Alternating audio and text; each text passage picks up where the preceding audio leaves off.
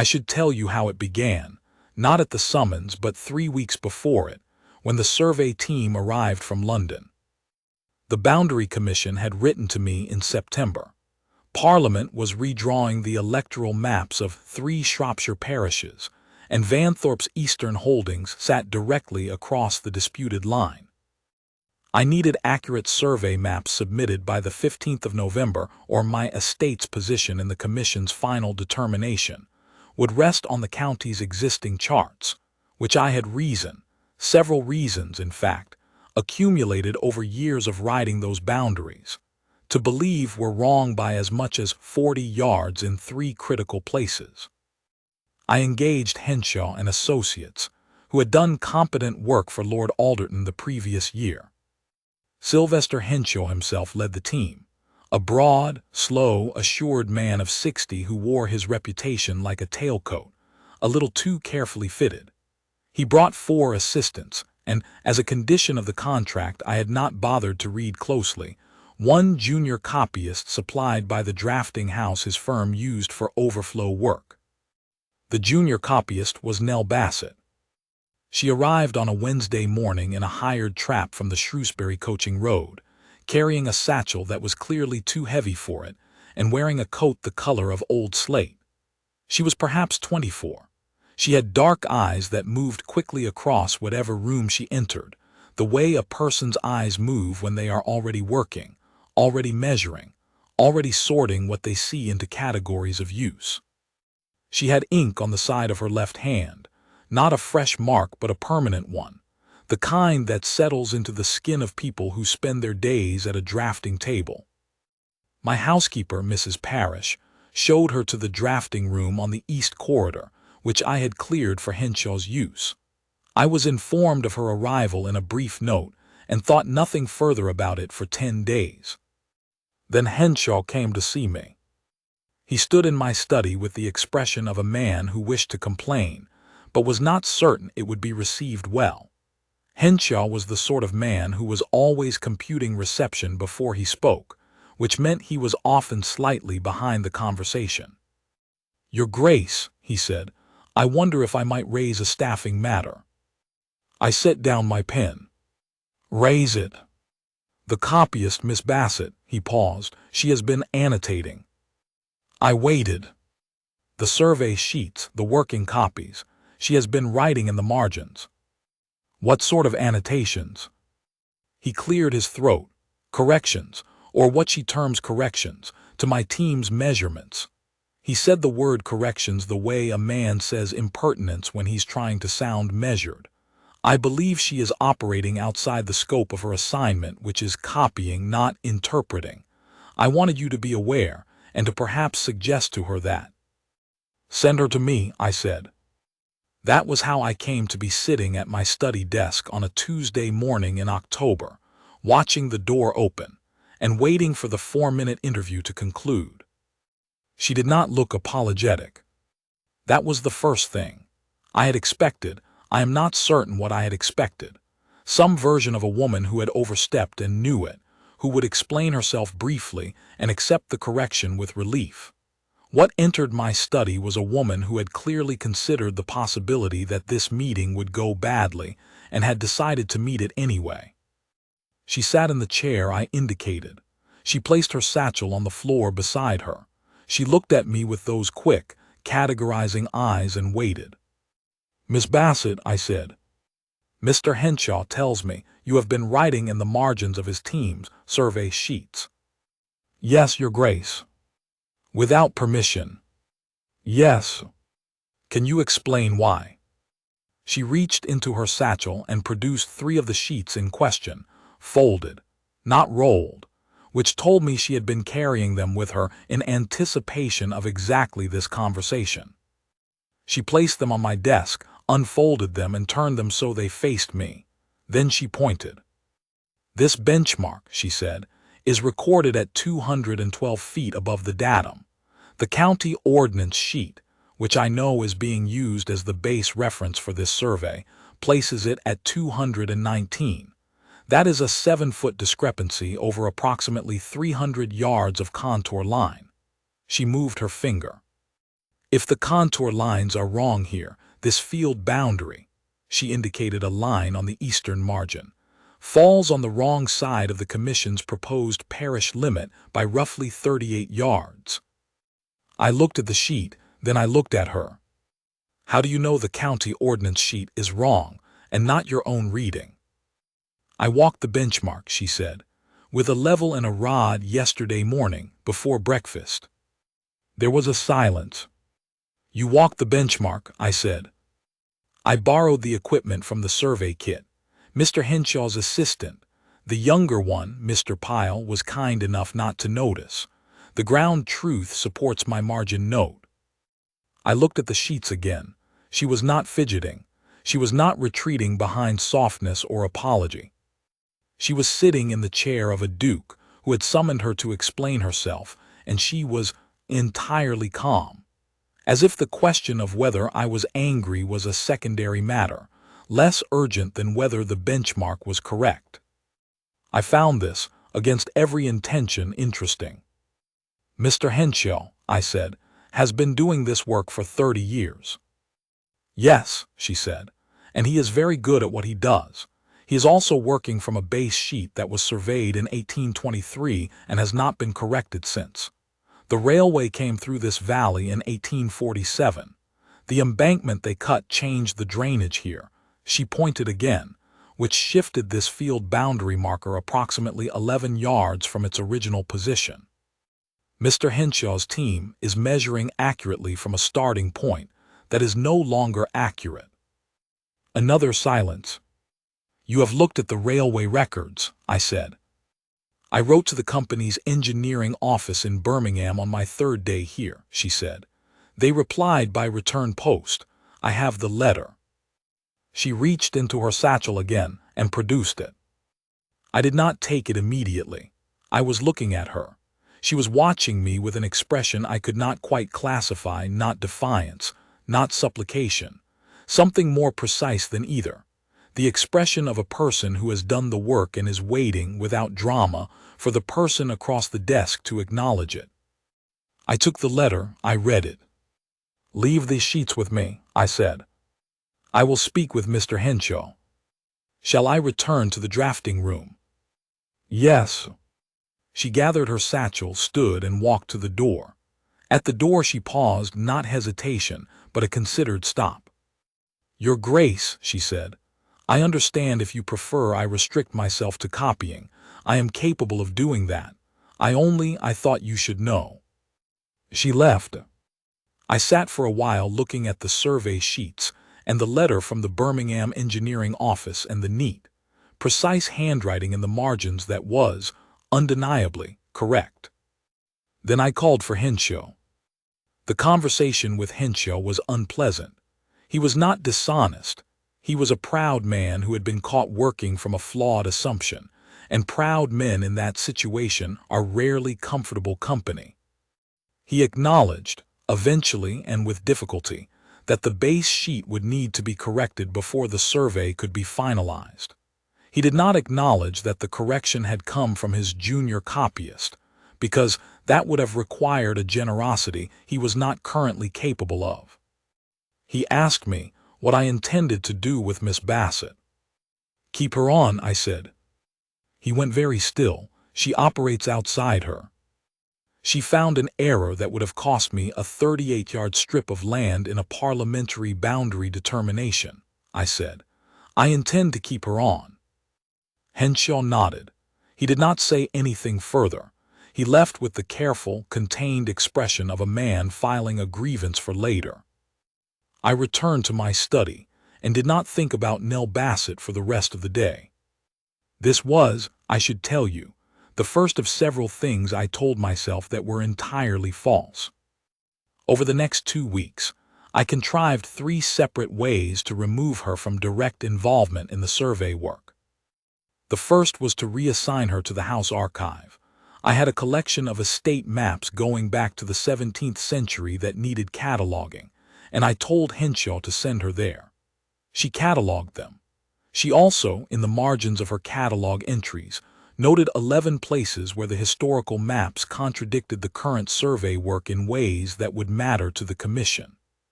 She delivered this addendum to my study without being asked, set it on my desk while I was out, and returned to the archive. I read it that evening. It was entirely useful. The second attempt was to restrict her to fair copy work. The final clean drafting of sheets Henshaw's team had already approved. She produced the fair copies with the speed and precision of a woman who has been doing this since she was old enough to hold a pen. And in the lower margin of each sheet, in letters small enough to require a glass, she noted the date of the measurement and the weather conditions at the time. It was not a correction. It was documentation. But it meant that when Henshaw's third assistant made an error 3 days later that caused a remeasure, we could identify precisely when and under what conditions the original measurement had been taken, and the remeasure was completed in an afternoon instead of 2 days. Henshaw said nothing. His third assistant said nothing. Nell Bassett said nothing. I began to understand that she was not doing these things to make a point. She was doing them because they were useful, and because useful things, in her view, should be done. The third attempt was the most honest. I simply told her directly that the scope of her assignment was copying, that the additional work she had been generating was appreciated but no longer necessary, and that she should confine herself henceforth to the fair copy sheets Henshaw designated. She listened, she nodded. "Of course, Your Grace," she said. She went back to the drafting room. For exactly 4 days she produced fair copies and nothing else. They were perfect. They were also, I noticed, not annotated, and there was a quality to their perfection that was somehow louder than annotation would have been. They were what I had asked for. They were entirely, precisely what I had asked for and nothing more. On the 5th day, I went to the drafting room myself. She was at the table, working. The room was quiet. Henshaw's senior assistants were out on the survey ground. Pyle, the younger one, was at his own table in the corner. The lamp was positioned to fall exactly where she needed it and nowhere else, the way a person positions a lamp who is accustomed to making do. I stood in the doorway longer than was necessary. "Miss Bassett," I said. She looked up. "The commission requires a note on the methodology used to correct the base sheet error," I said. "For the submission, can you write it?" She looked at me for a moment with those quick, considering eyes. "I can," she said. "I want it in plain language, not technical. The commission includes men who will not know what a benchmark datum is." "Understood. By Thursday." "Yes, Your Grace." I left. I was aware, walking back down the stone corridor, that I had just created work for her. I was also aware that the methodology note was not, strictly speaking, required by the commission. I had checked, and a standard cover letter would suffice. I had invented a task because I had walked to the drafting room and found it easier to speak to her if I was asking her for something. I did not examine this too carefully at the time. The hillside happened on the 2nd of November. I had ridden out to inspect Henshaw's team's progress on the eastern boundary, the stretch of land that ran along the old quarry track, which was where the commission's proposed line was most contested. It was a gray morning, the kind that Shropshire does in autumn with particular commitment, the clouds sitting low and the air carrying the first edge of real cold. The ground was soft from 3 days of rain. Henshaw's team was working the upper field. I rode along the track and came around the lower quarry wall to find Nell Bassett standing alone on a slope, some 50 yards from the nearest surveyor, holding a measuring rod. She was entirely focused on whatever she was doing. She did not hear me approach until my horse shifted on the wet ground.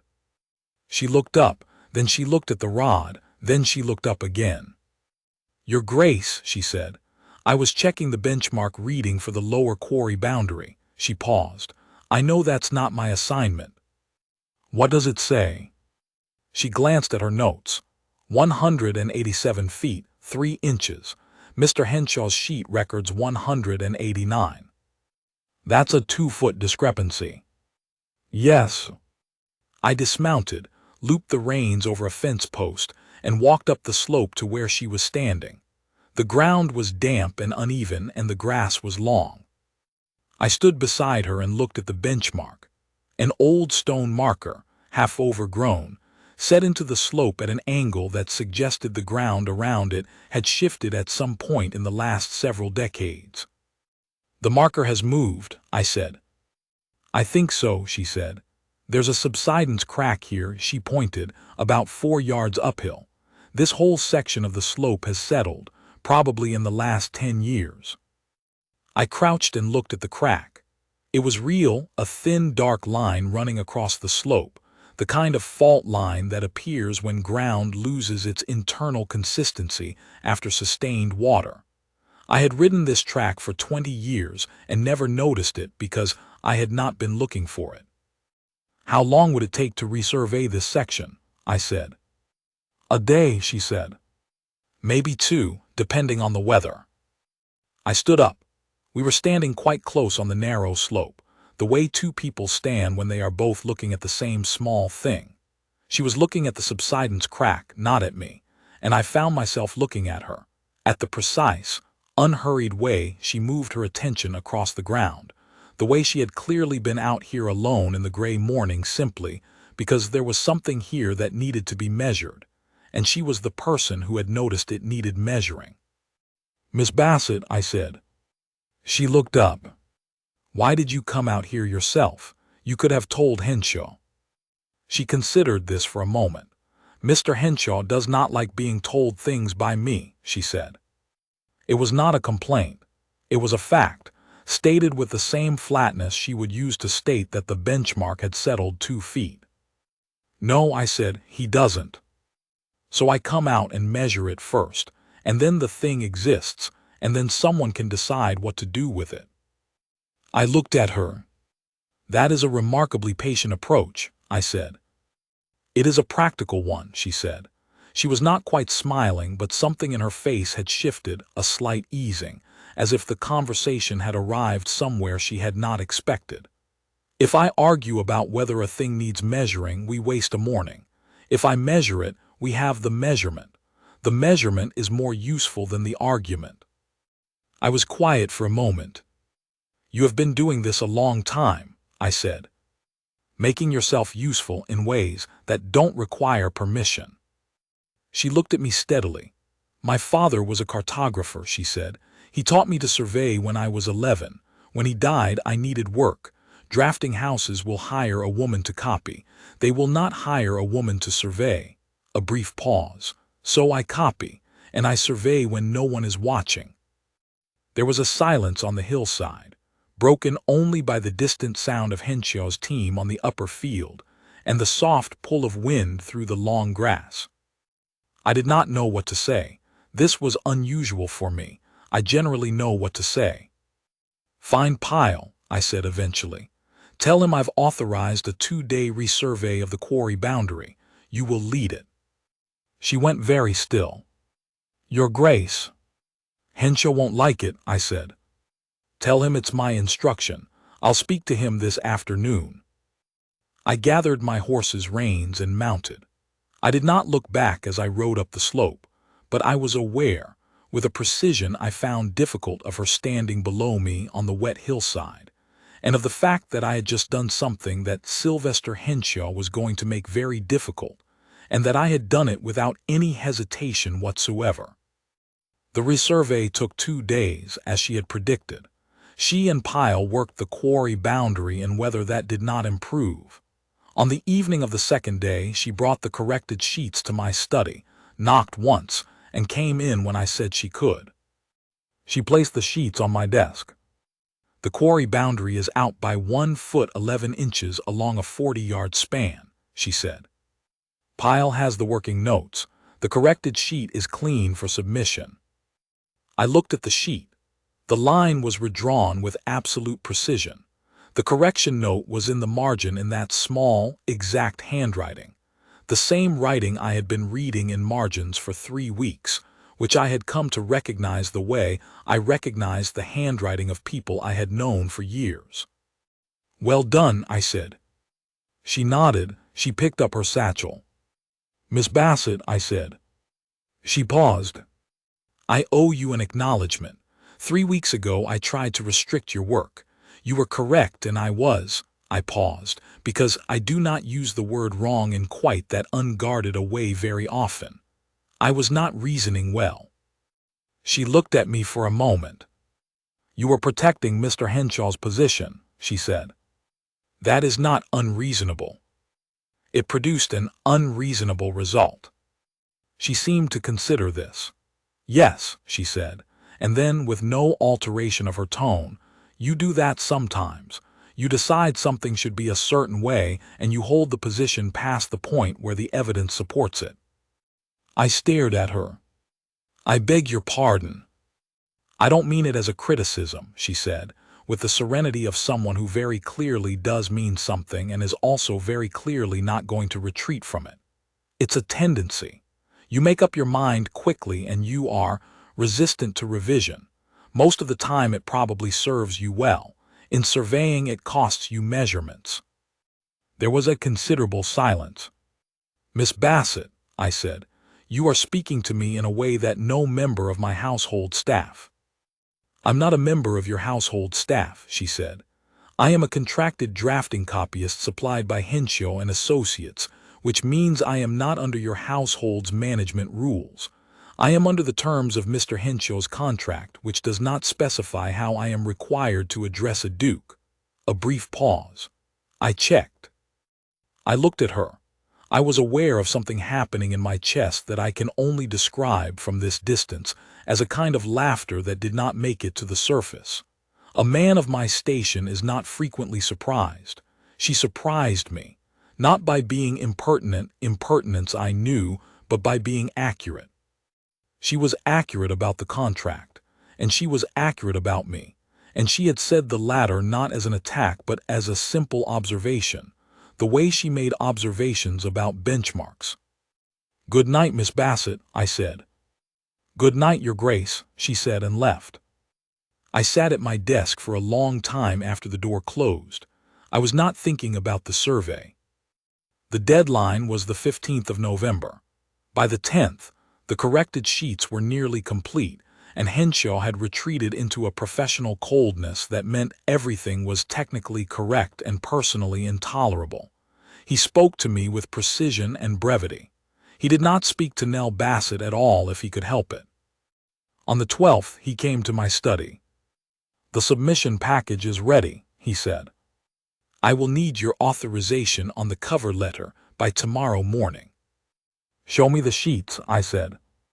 He laid them on my desk. I looked at them carefully. They were not the sheets I expected.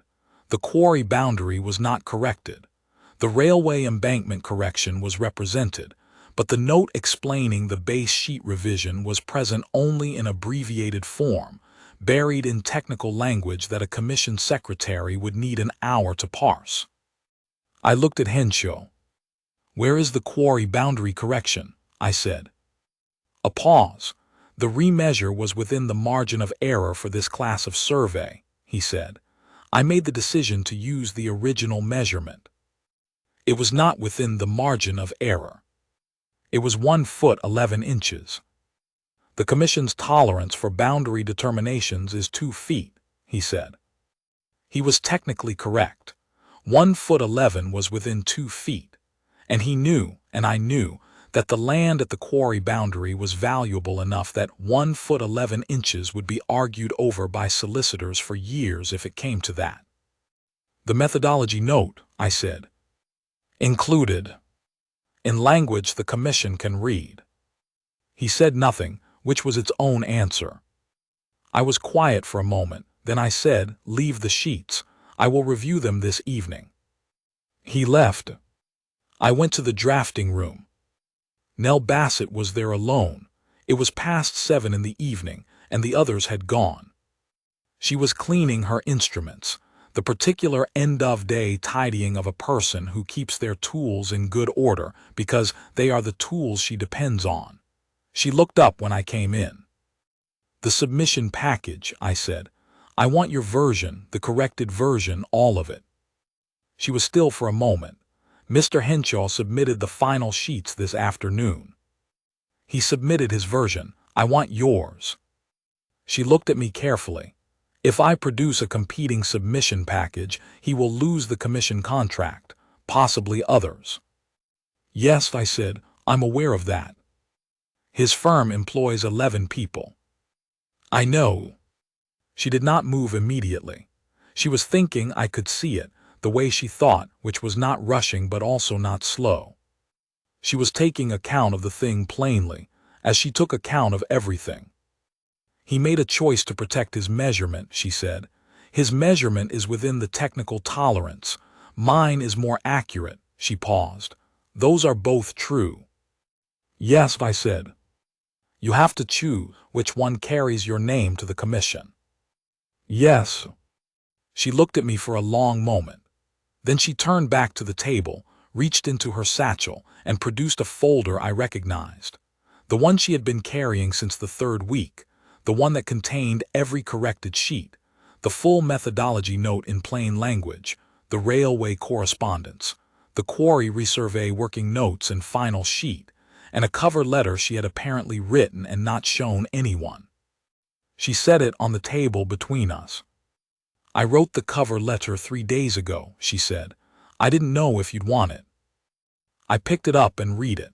It was clear, precise, and complete. It addressed each of the commission's stated requirements in the order they had stated them. It explained the base sheet correction in 2 sentences that any literate person could follow. It made no mention of Henshaw or of Miss Nell Bassett. It was written as if it had come from the Duke of Vanthorpe's own hand. You wrote this expecting I might not use it, I said. I wrote it in case you needed it, she said. Those are different. I set the cover letter down.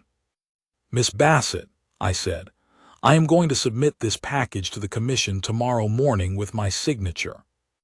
I am going to write to Sylvester Henshaw tonight and tell him the contract is concluded as of this week, and that his firm's payment will be made in full, and that I will not be engaging them for the boundary resurvey that the commission will likely require in the spring. She was watching me. And I would like to offer you the position of estate surveyor for Vanthorpe, I said. It is not a position that has existed before. I am creating it. The salary will be equal to what I paid Henshaw's lead surveyor. You will have full authority over the methodology, the instruments, and the team. A silence. That is a significant offer, she said. It is an accurate one, I said. I have been trying to find a reason to limit what you do here since the 2nd week of October, and I have failed every time, and I have failed because I was not reasoning well. I paused. You said that to me. I have been thinking about it since. She looked at me steadily. I also want to tell you, I said, and here I was in territory I did not have a surveyor's certainty for, that the reason I kept finding reasons to speak to you was not the survey. Or not only the survey. I think you know that. She did not look away. I thought it might be something like that, she said. I wasn't certain. I am not a man who is often uncertain, I said. You make me uncertain. I find this, I looked for the word. She waited with the patient, unhurried attention she gave to everything. I find it more valuable than certainty. I didn't know that was possible. The drafting room was quiet. The lamp was burning low. Outside, the Shropshire night was cold and the grounds were dark. The estate surveyor position, she said at last. I would like to accept it. Good, I said. And the other thing, she said, the thing that isn't the survey, I would like to have time to think about it. I don't make decisions quickly that aren't reversible. That is also reasonable, I said. I know it is, she said. There was a small, very controlled warmth at the edge of her voice that had not been there before. I'll let you know. She gathered her folder.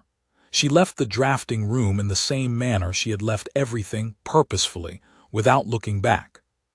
I stood at the table for a moment in the quiet, surrounded by the smell of lamp black and beeswax, looking at the place where she had set the folder down. She let me know on a Sunday. We had been walking the quarry boundary. She was beginning the formal resurvey of the eastern holdings, and I had ridden out to see the initial readings. It was the first week of December by then, and the cold was real, and the ground was hard. She was at the benchmark with the rod, and I was watching her work, which I did not bother to pretend I was not doing. She finished the reading, she wrote the number in her notebook, she capped the pen. Then she said, without looking up, "I've been thinking about it." I waited. "I think," she said, "that you are probably going to keep trying to manage things that don't need managing. And I think I am probably going to keep correcting you, and you are going to find it annoying at least half the time." "That seems accurate," I said. "I also think," she said, "that you are a better man than you were in September, and I think you know it and that knowing it matters to you." I was quiet. "Yes," I said.